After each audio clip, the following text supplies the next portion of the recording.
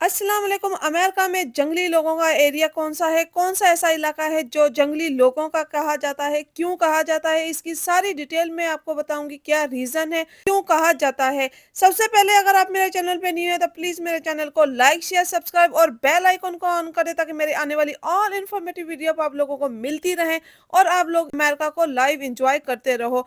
यहाँ पे मैं बात करूँगी, मेरा सेकंड कुकिंग का चैनल है, प्लीज़ उसको भी लाइक, शेयर, सब्सक्राइब करें और उसको भी आप लोगों का प्यार, मोहब्बत की ज़रूरत है। एवरी डे उसके ऊपर मैं वीडियो अपलोड कर रही हूँ, तो प्लीज़ आप मुझे उस पे भी सपोर्ट करें और रमज़ान का महीना है, every day new new videos upload होती हैं उसके ऊपर और आप लोगों के लिए झटपट से, क्विक से बनने वाली रेसिपीज़ मैं लेके आती हूँ। एरिया का नाम है जी माउंट वर्नर। ये जो एरिया है ना, काफ़ी गंदा तरीन एरिया कहा जाता है। यहाँ के लोगों को जंगली क्यों कहा जाता है? सबसे पहले बता दूँ कि ये जो एरिया है ब्लैक लोगों का है, ब्लैक पर्सन लोगों का इस एरिया को कहा जाता है। यहाँ पे आपको अच्छा बिल्डिंगें आपको साफ-सुथरी नज़र आ रही हैं, ब्रिज नज़र आ रहे हैं। ये जो ब्रिज है 233 स्ट्रीट है ये, यहाँ से हम लोग जाएँगे माउंट वर्नर। आगे यहाँ पे इससे थोड़ी सी आगे जाते हैं, 5 मिनट की ड्राइव पे जाते हैं तो ब्रोंक्स का एरिया शुरू हो जाता है। ये ब्रोंक्स में मिडल में है, न्यू रोशेल ब्रोंक्स के मिडल में है। एक और सवाल आएगा कि भई देखने में तो बड़ा साफ-सुथरा लगता है, यहाँ पे सफाई बहुत है, यहाँ पे कलरिंग है, हर चीज़ बड़ी नाइसली है, क्लीन है और हमें लग नहीं रहा है कि ये एरिया ऐसा होगा। ये खाली इस एरिया की बात नहीं है, अमेरिका के काफ़ी जो अच्छे एरियाज़ में लोगों पे डिपेंड करता है कि वहाँ पे कौन से लोग रह रहे हैं, किस एरिया में रह रहे हैं, उनकी स्कूलिंग क्या है, किस तरह का उनका रहन-सहन है, वो क्या करते हैं। यहाँ पे जो है ना ये चीज़ें देखी जाती हैं, ये चीज़ें मायने रखती हैं कि सब मिलेंगी। गैस स्टेशन भी करीब ही है, यहाँ पे ट्रैक भी है, साथ में हॉस्पिटल्स भी हैं, फैसिलिटीज़ हैं।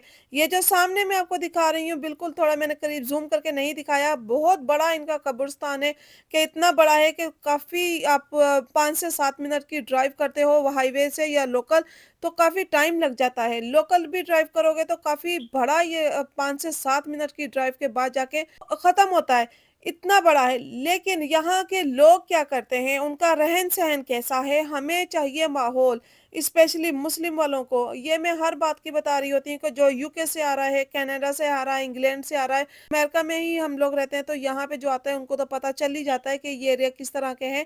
जो लोग आ रहे होते हैं, पाकिस्तान से आ रहे हैं, इंडिया से आ रहे हैं, ये सब लोगों को कहना आसान है कि यहाँ पे रिहाइश अच्छी है, रिहाइश रहना आसान है।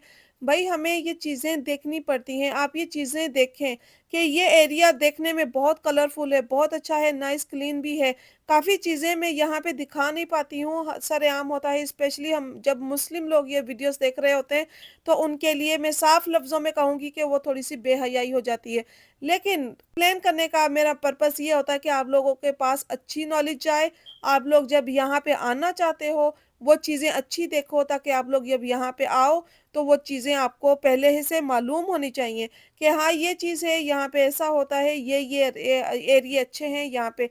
अब बात करते हैं यहाँ के लोगों की। यहाँ के लोग बिल्कुल ब्लैक हैं, ब्लैक अमेरिकन जो कह लें उनको, जो थर्ड जनरेशन है, वो ब्लैक अमेरिकन है, अदरवाइज़ तो ये अमेरिकन है ही नहीं, लेकिन धक्के से ये अमेरिकन है, ब्लैक अमेरिकन। ये पूरा एरिया उनका है।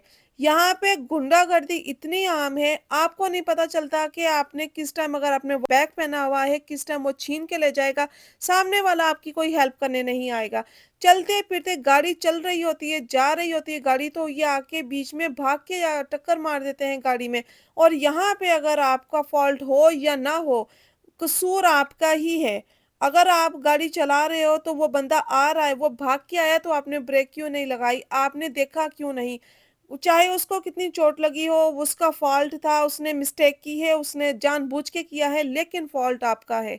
ये है यहाँ का। यहाँ पे कोई अगर ब्लैक को किसी को चोट लग गई है तो वो जानबूझ के ही अपने आप को मारने की कोशिश करता है ताकि मुझे यहाँ इनसे पैसे मिलें। मुझे यहाँ से वो मतलब कि इसके काफ़ी अच्छा खाना-पीना मिल जाए। खाना-पीना तो अलबत्ता ये ब्लैक जो सारे गवर्नमेंट पे ही हैं, गवर्नमेंट को ही खा रहे हैं ये। यहाँ से बॉर्डर क्रॉस करके आते हैं और आके यहाँ पे रहते हैं ये लोग। लेकिन इनके जो करतूत हैं, जो इनके हालात हैं, जो ये करते हैं, जिस तरह इनको ये एटीट्यूड दिखाते हैं और एटीट्यूड इतना होता है इन लोगों में कि ये समझते हैं कि हम लोग ब्लैक है तो हम लोग किसी और को कुछ समझे ही नहीं। तो कहते हैं ना गुरूर वाली दुनिया, तो ये ब्लैक भी यहाँ पे काफ़ी ज़्यादा गुरूरमंद है। चलते हैं इस तरह, ठीक है? गाड़ी की बात हो गई, जैसे आके गाड़ी में लगे तो आपका फ़ॉल्ट है। पुलिस आई है राइट नाउ कॉल करेंगे, जैसे इनको पता नहीं होता है हम लोगों ने वॉकवे करनी है, वॉकवे से गुजरना है, किस टाइम गुजरना है। अगर गाड़ी स्टॉप हो गई है तो आप लोग जो वॉकवे स्टार्ट हो जाता है, वॉक करना स्टार्ट कर देते हैं। ये उन्होंने बीच में मिडल में खड़े होना है ताकि गाड़ी वहां पे पार्क ना हो सके, हम लोग गाड़ी को टच करें, गाड़ी फिर कंप्लेन करें कि गाड़ी वाले ने मारा है। और दूसरी बात, यहाँ पे नशा आम है, स्कूलिंग बहुत ज़्यादा मतलब कि ज़ीरो है, डेड है, बिल्कुल मरी हुई स्कूलिंग होती है। इन लोगों को फ़र्क नहीं पड़ता कि स्कूलिंग किस तरह की है, क्या नहीं है, बस जंगलियों ने जैसे जंगल में छोड़ा हुआ है, इस तरह यहाँ के लोग हैं। इनमें कुछ ये नई चीज़ होती है, इखलाक के नाम की बात करेंगे, यहाँ पे कुछ इखलाक नहीं होता यहाँ पे। हाँ, अपने आप को पर वो करेंगे, अपने दूसरे ब्लैक पर्सन है जो हमारा अगर देखेंगे, हम लोग मुस्लिम हैं, हम लोगों ने स्कार्फ पहना हुआ है, फ़र्क करना बहुत ज़्यादा इस तरह का फ़र्क करते हैं, स्पेशली ऐसे एरियाज़ में कि वो व्हाइट है या वो मुस्लिम है, व्हाइट को भी नहीं छोड़ते, मुस्लिम को तो अलग बात है, व्हाइट को भी नहीं छोड़ते यहाँ पे। आप लोगों को फिर कितनी वीडियोज़ में व्हाइट नज़र ही नहीं आए होंगे। व्हाइट मैंने लास्ट वाली वीडियो में दिखाया था, या कि आई थिंक जो ट्रम्प की बिल्डिंग की जो मैंने वीडियो बनाई है, उसमें मैंने व्हाइट दिखाए थे। उस एरियाज़ में हमारे जो एरियाज़ हैं, उनमें व्हाइट लोग आपको नज़र आएँगे। इन एरियाज़ में तो व्हाइट नज़र ही नहीं आते, गुज़रते ही नहीं हैं। जब से ये ब्लैक आ गए हैं ज़्यादा, तो व्हाइट वालों ने तो यहाँ से मूव ही कर दिया, वो व्हाइट यहाँ से मूव हो गए। अब मैं बात करूँगी यहाँ की रिहाइश की। रिहाइश यहाँ पे सही है, मुनासिब है, बहुत ज़्यादा एक्सपेंसिव नहीं है, बहुत ज़्यादा चीप भी नहीं है। अगर ब्लैक पीपल है, उनके लिए एक तो अलग माहौल बना हुआ है, ठीक है? चोरी भी होती है यहाँ पे, सरेआम डकैती भी होती है, आपको मार भी चले जाते हैं यहाँ पे, इज़िली गोली मार जाएँगे, it's okay, that's not big deal. गोली मारना भी आम है यहाँ पे, चोरी चोरी करना भी आम है। अगर आप अपार्टमेंट में रहते हो तो आए दिन अपार्टमेंट में चोरियाँ होती ही रहती हैं। सहूलतों की बात है, यहाँ पे आपको ट्रेन ट्रैक भी मिलेगा, हाँ, देसी रेस्टोरेंट भी मिल जाएँगे, इंडियन खाने भी मिल जाएँगे। आपको हर चीज़ करीब-करीब मिल जाएगी। डिपेंड के बिल्डिंगों के पास ये 5 मिनट की ड्राइव है, 3 मिनट की ड्राइव है, ट्रेन भी जा रही है, बस भी जा रही है, आपको टैक्सी लेकर चले जाओ, वो भी आपको सस्ता पड़ेगा। लेकिन स्पेशली उन लोगों के लिए जो लोग यहाँ पे आएँगे, न्यू आते हैं, बच्चों वाले हैं, स्कूलिंग वाले हैं, तो ये एरिया उनके लिए नहीं है। और रिहाइश की बात हो गई, मैं रिहाइश की बात बताने लगी हूँ, यहाँ पे जो रहना है, वो आपको अपार्टमेंट्स का रेंट भी मिल जाएगा। अगर आप 2 बेडरूम का अपार्टमेंट लेते हो, तो वो आपको 2500 में भी मिल जाएगा। $2500 में भी आपको अपार्टमेंट मिल जाएगा। और लॉन्ड्री जो होती है, लॉन्ड्री भी यहाँ पे प्राइस चीप है। कार वॉश करवाने जाए तो कार वॉश भी आपको चीप मिलेगी। आपको रहना है, खाना है, पीना है, ये सारी चीज़ें मुनासिब मिल जाएँगी। न्यू आने वालों के लिए मुनासिब होगी। डिपेंड के आपको किस एरिया में आप जा रहे हो। ये एरिया स्पेशली पाकिस्तानी इंडियन लोगों के लिए बिल्कुल सेफ नहीं है, बिल्कुल खतरनाक है ये, बिल्कुल सेफ नहीं है। क्यों, मैंने वो आपको वीडियो में बता दिया। अब मैं बात करूँगी स्कूलिंग की। स्कूलिंग भी जैसे पहले मैंने बताया कि हाँ, ब्लैक लोग हैं, जैसे हैं वैसा ही उनका रहना से खाना-पीना हर चीज़ होती है। 18 ईयर्स से पहले ही यहाँ पे सब कुछ हो जाता है। क्यों, लड़का-लड़की अपने आपस में फ्रेंड्स होते हैं। जब वो ये माहौल देखते हैं तो उनको कोई फ़र्क नहीं पड़ता। जैसे स्पेशली हमारा मुस्लिम माहौल हमें चाहिए होता है, यहाँ पे सबसे बड़ा डर ये रहता है कि लड़का-लड़की किस तरह एक-दूसरे के साथ होता है, किस तरह रहना, उठना, बैठना, खाना-पीना सब, हलाल-हराम ये चीज़ों का फ़र्क इन एरियाज़ में नहीं देखा जाता। वो कहते हैं तुम लड़का हो, मैं लड़की हूँ, ये दहेज है, ये बिग डील है, बहुत बड़ी हेडेक है।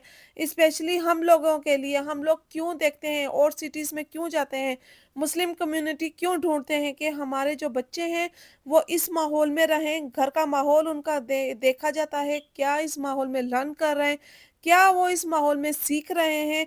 ये माहौल उनके लिए कोई प्रॉब्लम नहीं है, कोई मसला नहीं है। हाँ, जब तक वो छोटे हैं। मिसाल के तौर पे यहाँ पे ऐसे केसेस भी हुए हैं, 10 से 12 साल के बाद भी रिलेशनशिप स्टार्ट हो जाते हैं।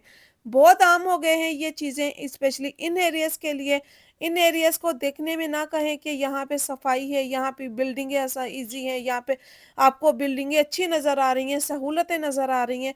भई अपना माहौल घर का आप जितना मर्ज़ी साफ़ रखोगे, बाहर उसने इसी माहौल में जाना है, बाहर उसने इसी स्कूलिंग में जाना है, इसी उसने सिटी को फिरना है, इसी सिटी को उसने विज़िट करना है, देखना है, उसी सिटी के लोगों को देखना है।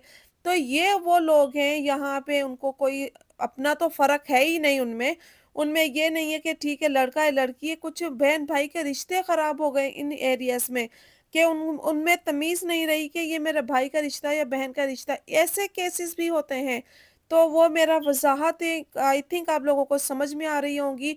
जो लोग समझदार हैं, इन एरियाज़ में आना चाहते हैं, तो आई थिंक ये जो समझदार लोग हैं, वो बिल्कुल इशारा समझ जाते हैं कि किस बात पे आप लोग इशारा कर रहे हो, किस बात का आप एक्सप्लेन करने जा रहे हो।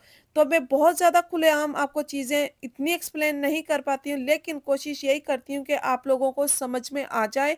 क्लियर जो बातें होती हैं, कुछ नहीं बता पाता है, कुछ बंदा कुछ आपको एक्सप्लेन कर पाता है। लेकिन कुछ काफ़ी ज़्यादा हद तक मैं एक्सप्लेन कर देती हूँ, कुछ वहाँ पे आपको गंद भी नज़र आता है। जिस तरह मिसाल के तौर पे एक मैंने वीडियो में ही दिखाया है कि जैसे थोड़ा-सा गंद पड़ा हुआ मैंने दिखाया है, खाना-पीना वहीं पे फेंक देना, वो उसी तरह वो लोग भी गंदे हैं। ये एरिया इसी तरह गंदा है। यहाँ पे रिलेशनशिप भी सबसे बड़ी चीज़ होती है। 10 साल में शुरू हो जाए, 12 साल में शुरू हो जाए, स्कूलिंग को का कोई फ़र्क नहीं पड़ता। टीचर आपको रोक नहीं सकते क्योंकि टीचर भी वैसे ही है। टीचर जो अच्छे टीचर्स हैं वो इन एरियाज़ में जाएँगे नहीं, जैसे व्हाइट लोग आते नहीं तो टीचर भी नहीं आते। और मोस्टली पुलिस वाले यहाँ पे जो हैं वो ब्लैक ही हैं। ब्लैक होंगे या फिर टिकट गाड़ी की जो टिकट्स वग़ैरह देते हैं वो होते हैं बंगाल के। तो वो इन चीज़ों में माहौल में उसी तरह के एडजस्ट है, जिस माहौल में वो बड़े हो गए, जवान हो गए, उसी माहौल को उन्होंने देखा तो उनकी सोच चेंज नहीं हो सकती। तो आने वालों के लिए ये एरिया बिल्कुल खतरनाक है, बिल्कुल सेफ नहीं है। सेफ्टी के लिहाज से भी सेफ नहीं है, स्कूलिंग के लिहाज से भी सेफ नहीं है, बच्चों की एजुकेशन के लिहाज से, बच्चों की आप परवरिश करनी है माँ-बाप ने, उसके लिहाज से, चलते-फिरते जिस तरह ये जंगली फिर रहे हैं, इनका कोई ना दीन है, ना मज़हब है, ना इस्लाम है, ना उठना है, ना बैठना है। इसी तरह के ये लोग जैसे चलते हैं, इनका कहना है कि हम लोग इसी तरह आए थे, यही हमारी लाइफ़ है, हमारा खाना-पीना, रहना, एन्जॉय करना और हमें कोई कुछ कह नहीं सकता। ये सबसे बड़ी बीमारी है इन लोगों की, ब्लैक लोगों की ये बीमारी है कि इसने मुझे ऐसा कहा तो क्यों कहा? तो हम लोगों को मैं जब स्टार्टिंग में आई थी बताऊँ कि हम लोग जब स्टार्टिंग में आए थे तो मुझे तो खुद इनसे डर लगता था। इनकी हाइटें देखकर इतने लंबे-चौड़े और इनकी हाइट देखकर जेंट्स की बात अलग करूँगी, मैं तो फीमेल से ही डर जाती थी कि मुझे तो इनके पास से गुज़रते हुए डर लगता था। लेकिन अब नहीं लगता अल्हम्दुलिल्लाह, जब आपको आपके राइट्स पता होने चाहिए और इन एरिया से आप दूर हो जाते हो तो आपकी सोच चेंज हो जाती है। तो आने वालों के लिए ये मेरा पैगाम है कि भई जब आप आ रहे हो तो स्पेशली ये एरिया ब्रोंक्स का एरिया हो गया, माउंट वर्नर हो गया, माउंट वर्नर का ये मैं एरिया सारा दिखा रही हूँ आपको। बिल्डिंगें देखें आप इसको सिर्फ़ दूर से देखें, इनकी सफाइयाँ देखें, सब चीज़ें अच्छी हैं। लोग यहाँ पे नहीं रह सकते क्योंकि हमारा माहौल वो इजाज़त नहीं देता। अपने हाथों से अपने बच्चों का मुस्तकबिल ख़राब करें, अपने हाथों से इन जंगलियों के अंदर अपने बच्चों को छोड़ें, वो हमारा ज़मीर इजाज़त नहीं देता। ठीक है? होपफुली आप लोगों को मेरे ये व्लॉग भी पसंद आया, वीडियो पसंद आई तो प्लीज़ लाइक, शेयर, सब्सक्राइब और बेल आइकन को ऑन करना मत भूलें ताकि आपको ऑल इन्फॉर्मेटिव वीडियो आपको मिलती रहे। मिलते हैं नेक्स्ट वीडियो में, नेक्स्ट व्लॉग के साथ, तब तक के लिए अल्लाह हाफ़िज़।